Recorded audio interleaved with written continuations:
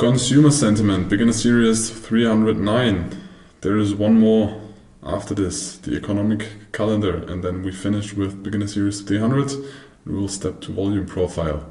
So you're close to the end of the beginner series. What is the consumer sentiment? So we just went through the business sentiment and why it is important and why it can be a leading indicator of an economy's health. What is the definition of consumer sentiment? It measures the confidence of consumers regarding their own financial situation and the overall economic outlook. Even we as humans, also as companies, plan sometime in the future. We decide to create a family or build a house or buy a car, depending on how safe we feel in the society, in the politics, and how safe our job is, or how we assume our job is, how safe is the general economy we're living in. Why it matters: the consumer confidence impacts the spending habits, which drives economy growth, because if consumers don't spend, there are less people in the economy that consume, and for growth you need companies producing stuff but also selling stuff, because only producing does not create value. Maybe then you create products and services, but somebody needs to buy them. When sentiment is high, consumers are very likely to spend, so there's a lot of demand for the products or services companies offer. While sentiment is low, people are tending to save more money than spending. The key metrics are things like the Consumer Confidence Index, CCI, or the Michigan Consumer Index. Those are the most famous one, and the correlation is kind of high.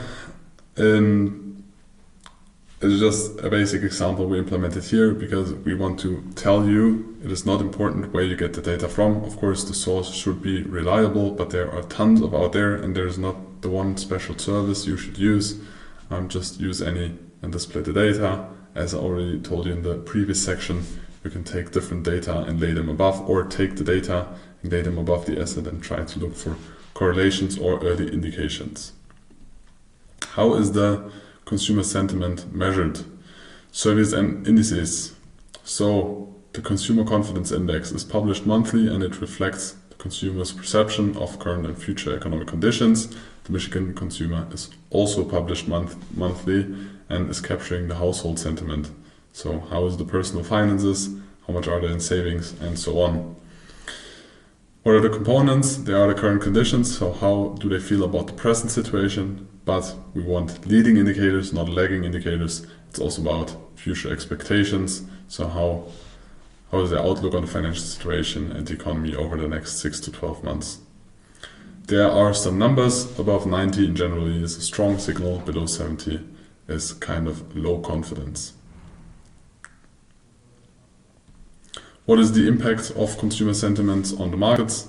Positive sentiments grow or boost consumer spending and can lead to bullish market conditions, or positive sentiment in general.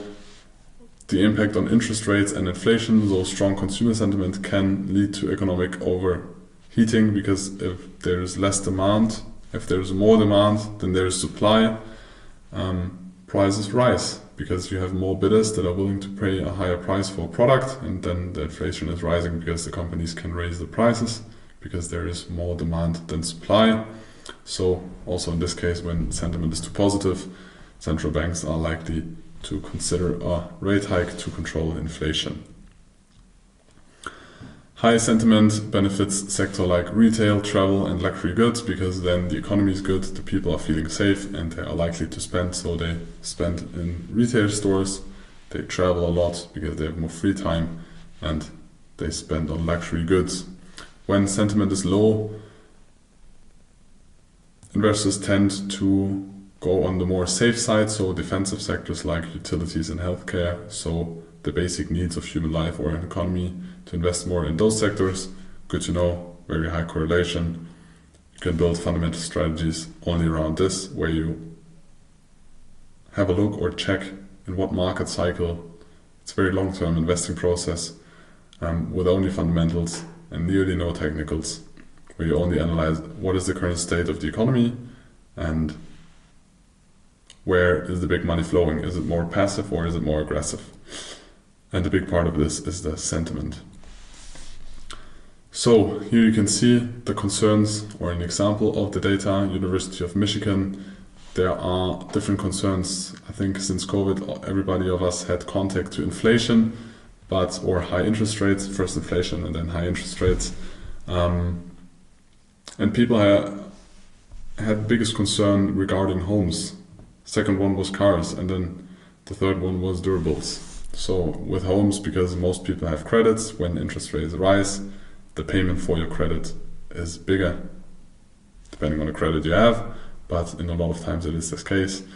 Maybe, or very likely, this is the reason why there was such a big scare in the people, or negative sentiment regarding inflation and rising interest rates. So, now you understood the basics about the consumer sentiment, and we will finish beginner series 300 with the economic calendar, which will be in your daily routine, most likely.